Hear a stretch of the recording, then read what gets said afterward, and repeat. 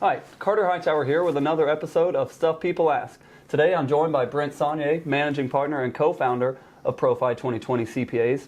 And being that Brent himself is a CPA, we're going to be doing some tax-related questions. So we're just going to dive right in here. Thanks, Carter. I'm looking forward to this session today.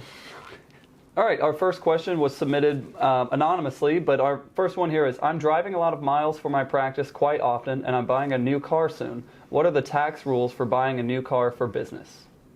So, Carter, that's really kind of a loaded question. So, first thing I would say is, first question I would ask is, number one, how many dental practice locations do you have?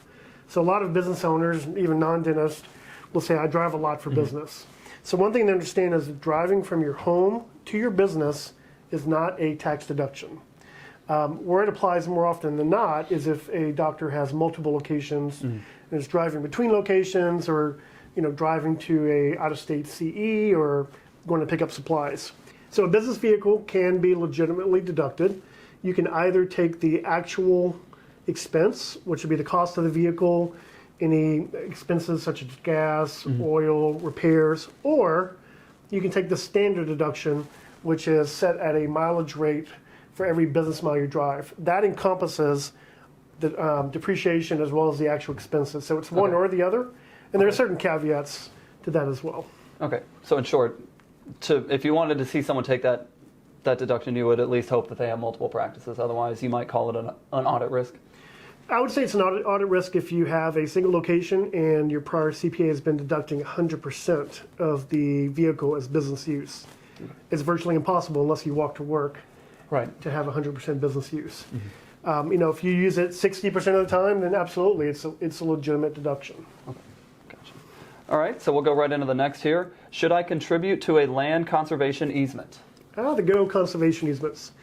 So the conservation easements have been in the tax code for many, many years. And essentially what it says is if you donate a piece of property, place a conservation easement on it, that inherently reduces the value of the property. And in the tax code, you are allowed to take a charitable tax deduction for it. I will say in the last 2 years, the IRS has heightened its scrutiny of the conservation easements.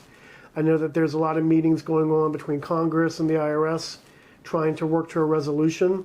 So I personally would be very cautious of looking at any conservation easements until some clarity comes down from Congress. Okay. All right. Next up, this one from a doctor. I have an S Corp and my CPA told me that I have a new outstanding loan to shareholder on my tax return, but that I don't really need to worry about it. What does that mean for me? So I know previously in the S Corps, I think my partner Chris did a segment on tax basis. So this really all relates back to your tax basis in your business, which is really the tax equity in your business. So when you see a shareholder loan on the books, that is a due from shareholder. So you owe the practice money.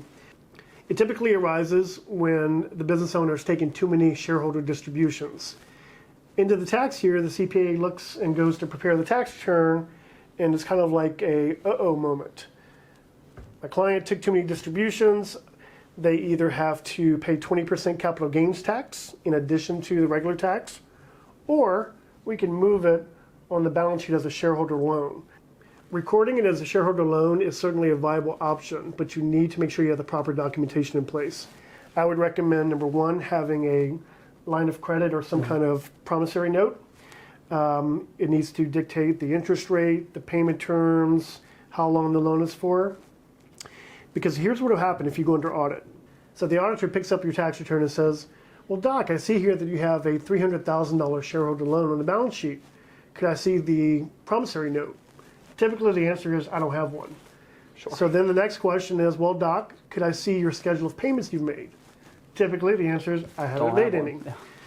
So what the IRS will do is they could argue and reclassify that shareholder loan to either wages, and they'll charge you back FICA and Medicare taxes, plus penalties, or they will call it a shareholder distribution and charge you back capital gains tax, plus interest and penalties.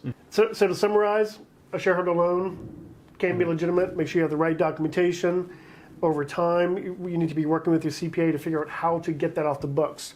I personally, as a business owner, would not want a shareholder loan sitting on the books for multiple years. So that is something we would help advise our clients on how to get rid of that loan. And finally, the last question that was submitted to us.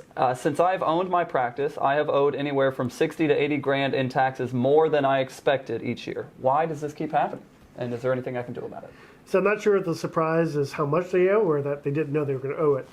But, you know, if somebody were to come to me and say, I pay $60,000 in taxes every year. Okay, well, how much income do you earn? Are you paying $60,000 in taxes on $1 million of income? Are you paying $60,000 in taxes on $200,000 of income? So it's really all about planning. So the reason this is happening, I would bet my last dollar, is they're not getting proper tax planning from their CPA. So I would recommend twice a year doing formal tax planning and projections so that at all times throughout the year you know what to expect. Really our goal is no doctor or client should ever be surprised at how much they owe. And I tell doctors this all the time.